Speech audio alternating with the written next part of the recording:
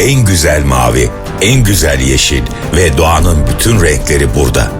Bursa Longoz Ormanları. Bursa, Uluşehir.